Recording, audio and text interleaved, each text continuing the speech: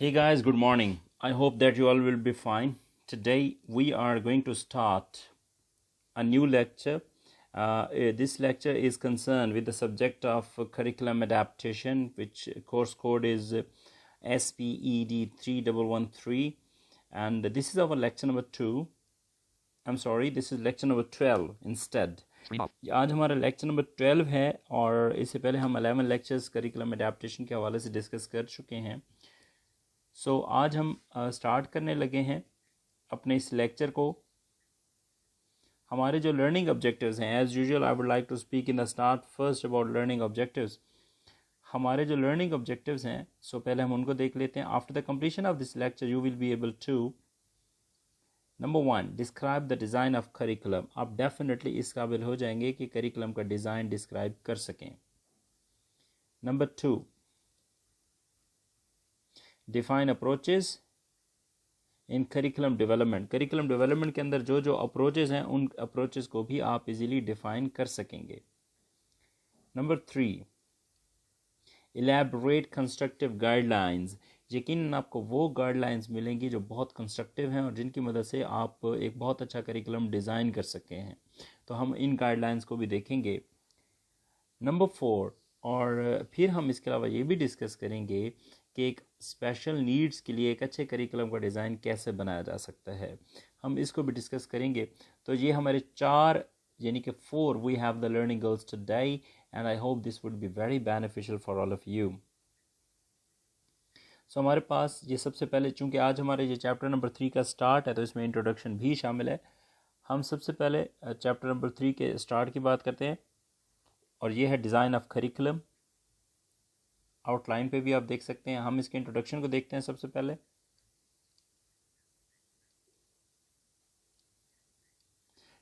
Curriculum design is very important part of creating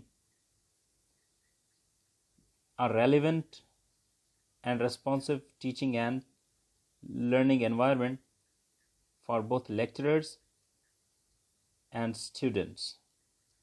Curriculum design एक बहुत important part है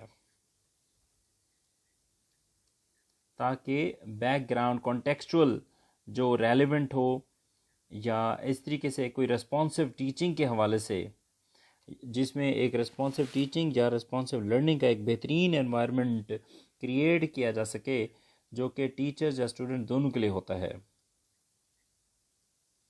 curriculum में knowledge होता है, स्किल्स होती हैं और कॉम्पिटेंसीज होती हैं जो कि स्टूडेंट को प्रोफिशिएंट होने में मदद फ्राहम करती हैं और स्टूडेंट को ज़रूरत भी होती है इन चीज़ों की ताकि वो नेक्स्ट लेवल को मूव कर सके अपनी स्टडीज़ के दौरान, या जो भी उनके एकेडमिक लेक्चर्स हैं या जो ट्यूटर्स हैं या टीचर्स हैं जिनको ये टास्क दिया गया है कि वो इस करिकुलम को टीच करें, इस करिकुलम को इम्प्लीमेंट करें, उन्होंने ये इंश्योर करना होता है कि करिकुलम अपडेटेड है, रेलेवेंट है, इंटरेस्टिंग है और स्टिमुलेटिंग भी है तमाम स्टूडेंट्स के लिए। नेक्स्ट हमारे पास स्लाइड पे आप देख सकते हैं पॉइंट है approach in curriculum development. Curriculum development में जो अप्रोच है या इसके जो डिज़ाइन है या इसका जब रिन्यूअल होता है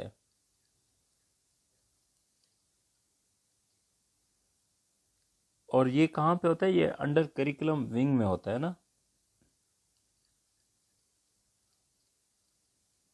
बेसिकली इसमें सोशल कंस्ट्रक्टिविस्ट अप्रोच शामिल होती है जो कि स्टूडेंट्स की लर्निंग में अपना बहुत अहम किरदार अदा करती है और टीचिंग में भी सोशल कंस्ट्रक्टिव अप्रोच का बड़ा अमल दखल है।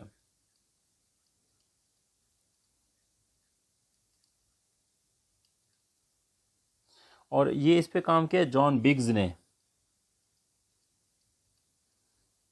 करिकुलम का जो प्रिंसिपल कॉन्सेप्ट है जिस पे हम काम करते हैं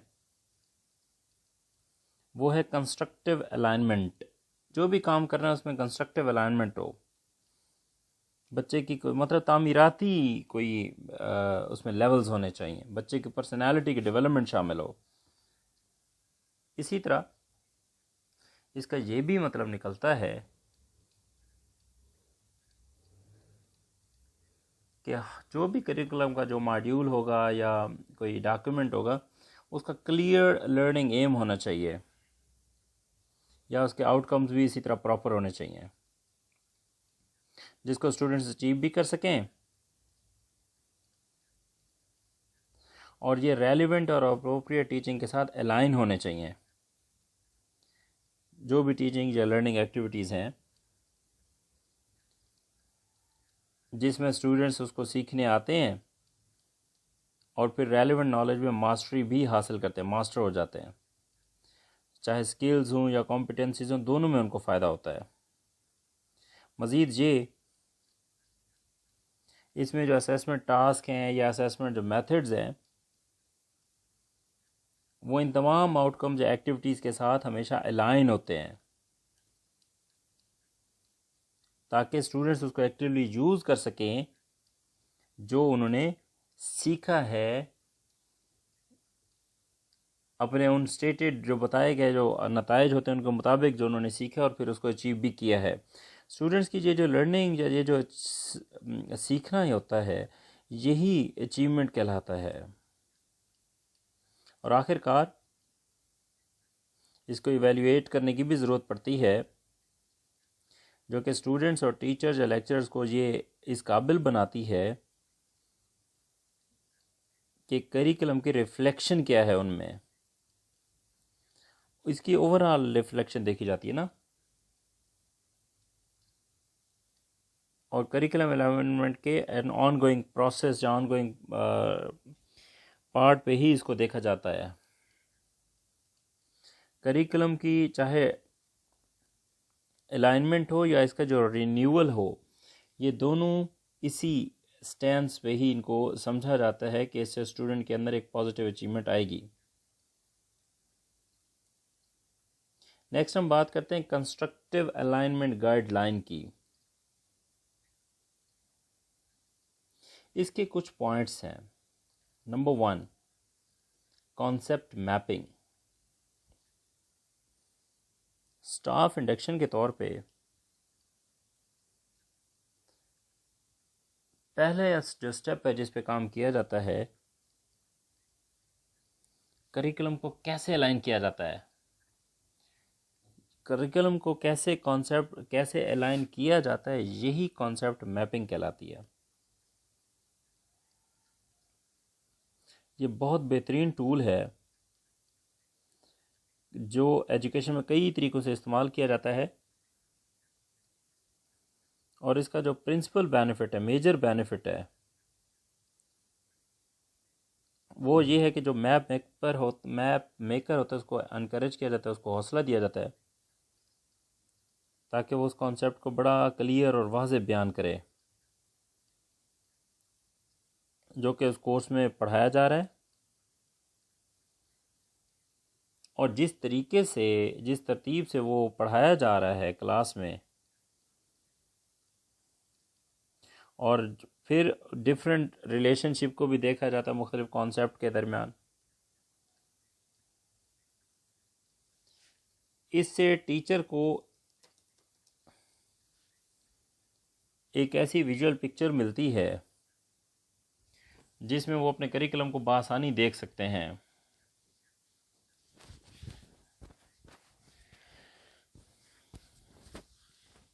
और फिर वो ये भी देख सकते हैं कि कहाँ पे कम या कहाँ पे ज़्यादा कॉन्सेप्ट पढ़ाए जाते हैं।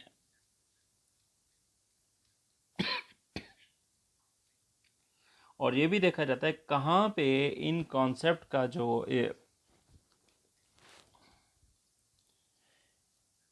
कि ये भी देखा जाता है कि इन कॉन्सेप्ट के दरमियान जो रिलेशनशिप है वो कहाँ पे क्लियर है और कहाँ पे एम्बिगुअस है, अनक्लियर है, ओपेक है। कोई भी आदमी कॉन्सेप्ट मैप बना सकता है,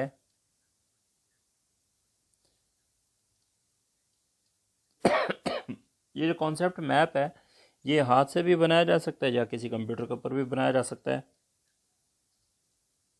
जिसमें ओपन सोर्स टूल इस्तेमाल किया जाता है।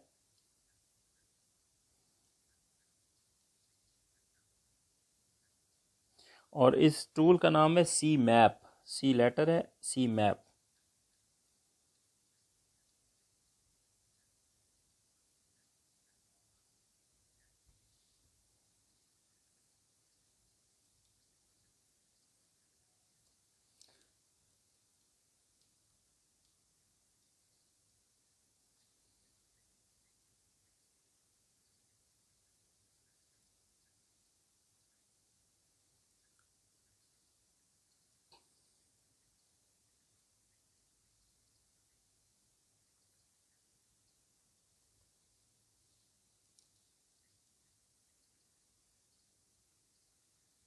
अच्छा, फिर यहाँ पे तीसरा पॉइंट है, मंदरजा झैल जो रिसोर्सेज हैं वो डिज़ाइन किए जाते हैं उन तमाम टीचर्स को जो कि कॉन्सेप्ट मैपिंग के ज़रिए इस कॉन्सेप्ट को आगे डिलीवर करते हैं।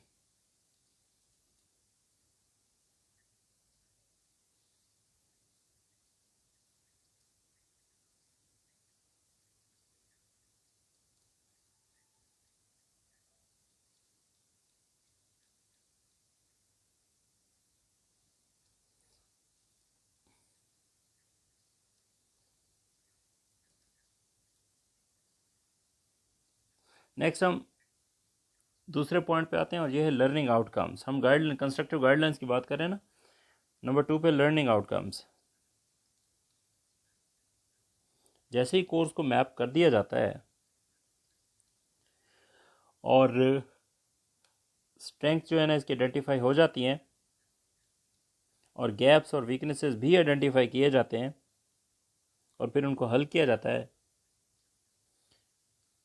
नेक्स्ट स्टेप है जी राइटिंग द आउटकम्स। आउटकम्स को लिखा जाता है, नताइज क्या होंगे। और ये वो आउटकम्स होते हैं जो कि क्लियर होते हैं, अचीवेबल होते हैं और ये पूरे करिकुलम के साथ अटैच होते हैं और तमाम टीचिंग और लर्निंग एक्टिविटीज़ को गाइड भी करते हैं। और इसके अलावा जो असेसमेंट प्रोसेस है उसमें भी हेल्पफुल साबित होते हैं। इसमें मंदरजा झैल रिसोर्सेज होते हैं जो कि डिज़ाइन किए जाते हैं जो कि टीचर्स को असिस्ट करते हैं, जो कि करिकुलम अलाइनमेंट को भी देखते हैं और इसके राइटिंग आउटकम्स भी करते हैं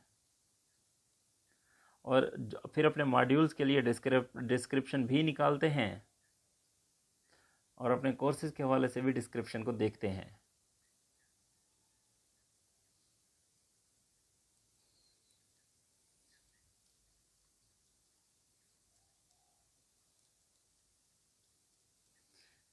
तीसरा पॉइंट है राइटिंग विद आउटकम्स। इस स्टेप में जो भी लर्निंग आउटकम्स होते हैं उनको लिखा जाता है। ये ज़रूर डिनोटेड है यहाँ पे कि जिसमें स्टूडेंट्स लर्निंग आउटकम्स, जिसको हम लोग SLO कहते हैं,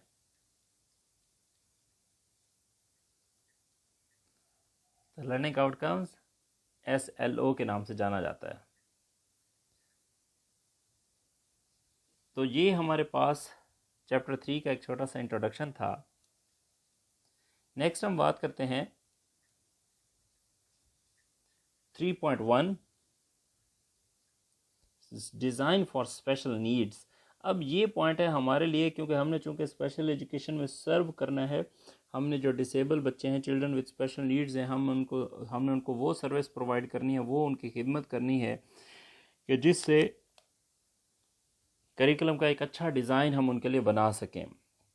तो स्पेशल नीड्स रिलेटेड हैं जी करिकुलम से और इसके डिज़ाइन की हम बात करते हैं। सबसे पहले इसके इंट्रोडक्शन को देखेंगे।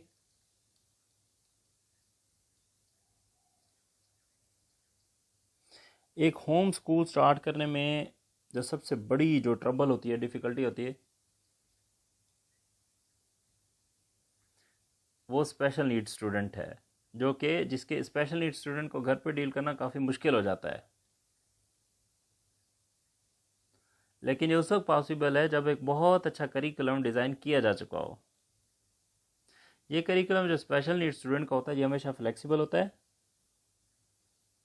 मल्टी सेंसरी होता है और अडेप्टेबल एलिमेंट्स होते हैं।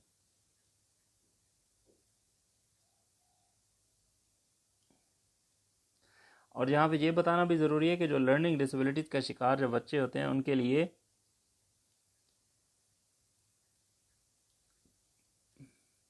प्री पैकेजेड करिकुलम, यानी कि करिकुलम से निकाल के जो चीज़ें उनके अडेप्टेशन करके जो चीज़ें डिज़ाइन की जाती हैं वो learning students with learning disability के लिए बहुत यूज़फुल होते हैं। लर्निंग डिसेबिलिटीज़ की तादाद 4 है। नंबर 1 डिस्ग्राफिया, जिसको प्रॉब्लम इन राइटिंग कहा जाता है। नंबर 2 है डिसकैलकुलिया, जिसको प्रॉब्लम इन कैलकुलेशन कहा जाता है, मैथमेटिक्स ना। तीसरे नंबर पे डिसलेक्सिया, जिसको प्रॉब्लम इन रीडिंग कहा जाता है। चौथे नंबर पे dyspraxia, problem in motor movements. Motor movements तो आप शायद पढ़ चुके होंगे ना, 2 तरह के होते हैं, फाइन मोटर और ग्रॉस मोटर।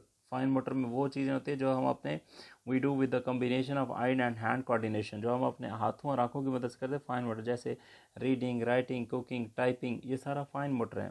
इसी तरह ग्रॉस मोटर में हैवी मसल्स की मूवमेंट आ जाती है, और हैवी मसल्स की अगर बात की जाए तो उसमें रनिंग, वॉकिंग, जंपिंग, स्विमिंग, ये सारे काम शामिल है ना।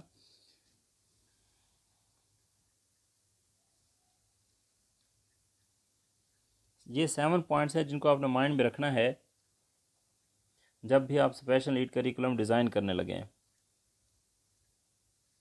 Number 1, the 5 basic subject required for all homeschool student।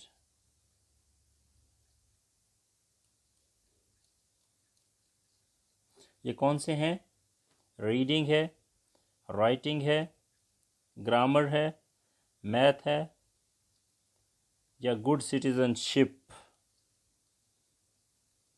ये करिकुलम डिज़ाइन में, स्पेशल नीड के डिज़ाइन में ये 5 चीज़ें लाजमी शामिल है।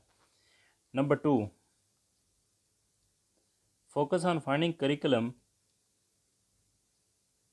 For the basic required subjects first. सबसे पहले उन चीज़ों पे फोकस करें कि बच्चे के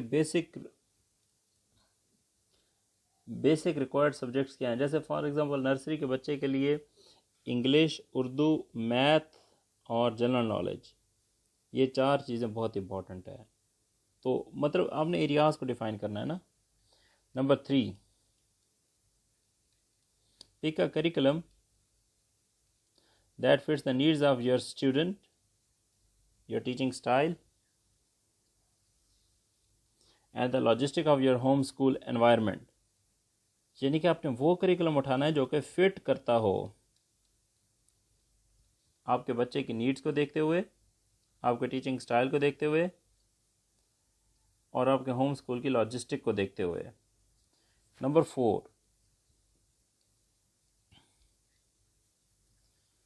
a child who expresses interest, ऐसा बच्चा जो इंटरेस्ट एक्सप्रेस करता हो कंप्यूटर इस्तेमाल करने में या हैंड हेल्ड डिवाइसेस में, उस बच्चे के साथ उसको कंपेयर नहीं करना चाहिए जो बच्चा हमेशा कामयाब होता हो।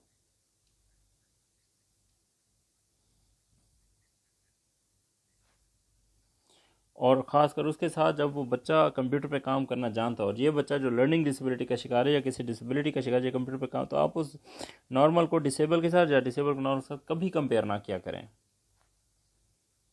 नंबर 5, अपने स्टूडेंट्स को जो सब्जेक्ट आप टीच करते हैं, पढ़ाते हैं, उससे स्टूडेंट्स का जो कॉग्निटिव लेवल है वो ज़रूर इम्प्रूव होगा, और बच्चे का जो कॉम्प्रिहेंशन लेवल है वो फिर इम्प्रूव होता है। कई जो करिकुलम नंबर 6 पे है, कई जो करिकुलम प्रोवाइडर्स हैं वो 6 ट्राई फिक्स एक फ्री ट्रायल भी आपको ऑफ़र करते हैं अपने स्टूडेंट्स का जो लेवल है उसको इवेल्युएट करने के लिए हर सब्जेक्ट के हवाले से ना। तो इसमें फिर ओवरऑल जो स्कूल का जो करिकुलम है वो देखा जाता है। Number 7,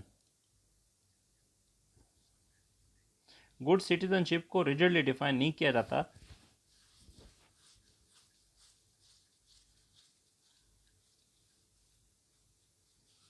social studies, government, social skills, therapies या वॉलंटियर जो अपॉर्चुनिटीज़ होती हैं वो इस सब्जेक्ट रिक्वायरमेंट को अक्सर मीट कर लेते हैं, पूरा कर लेते हैं।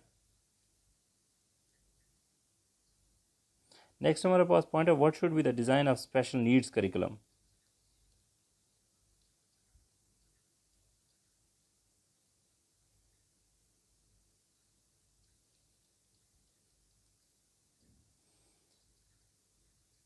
अच्छा, अब जो स्पेशल नीड्स के लिए जो आप करिकुलम को डिज़ाइन बनाएंगे उसमें कौन सी चीज़ों का आप ख्याल करेंगे?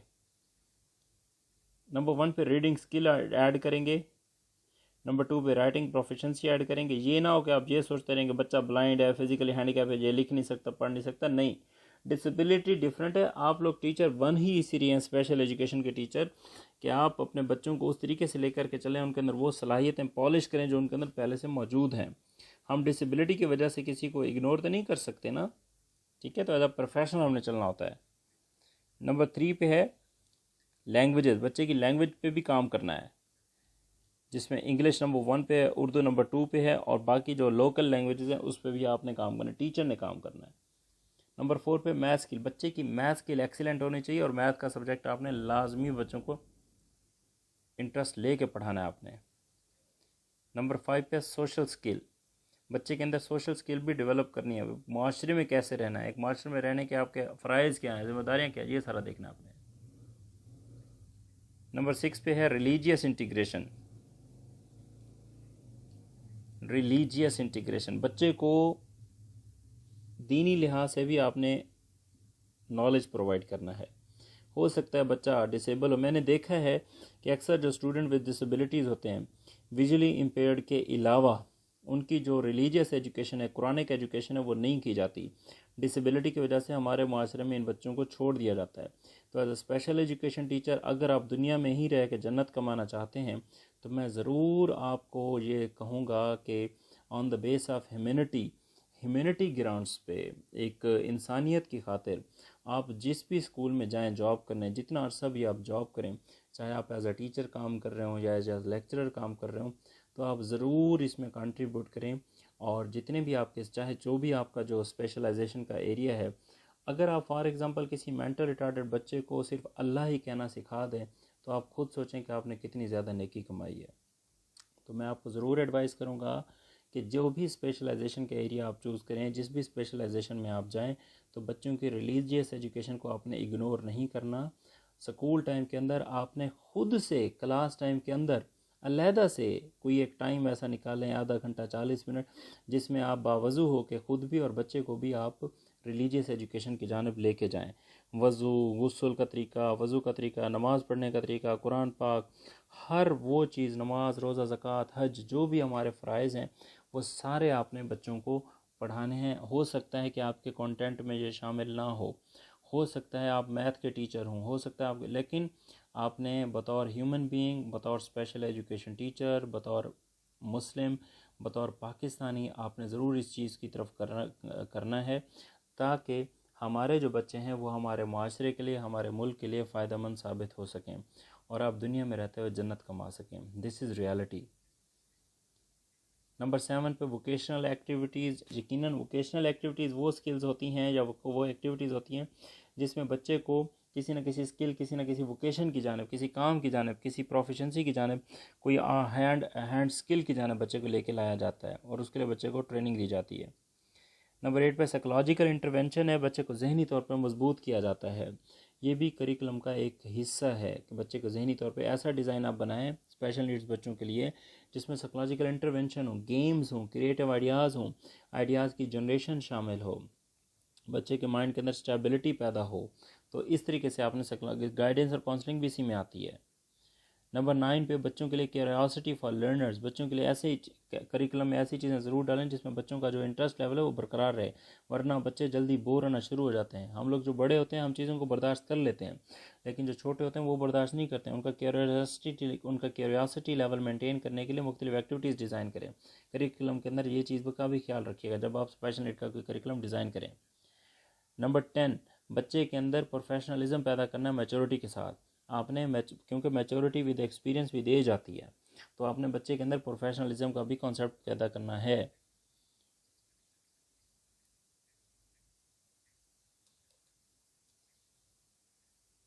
यहाँ पे मैं आपको एक और चीज़ बताऊँगा कि ये हमने 10 पॉइंट डिस्कस किए हैं कि अगर हमने स्पेशल नीड बच्चों का कोई करिकुलम अगर डिज़ाइन करना है तो हमने कौन सी चीज़ों का ख्याल करना है। ये 10 पॉइंट है। अब मैं आप सबको एक असाइनमेंट देता हूँ। नेक्स्ट लेक्चर नंबर 13 स्टार्ट होने से पहले, जो कि हमारा यकीनन अल्टरनेटिव डेज़ में क्लासेस हैं, कल छोड़ के परसों होगा, तो आपने कल ये असाइनमेंट बनानी है। और असाइनमेंट आपकी यही है कि आपने इन 10 पॉइंट्स को अपने अल्फाज में एक्सप्लेन करना है। ठीक है, thank you very much. Device unlocked. 7:11 a.m.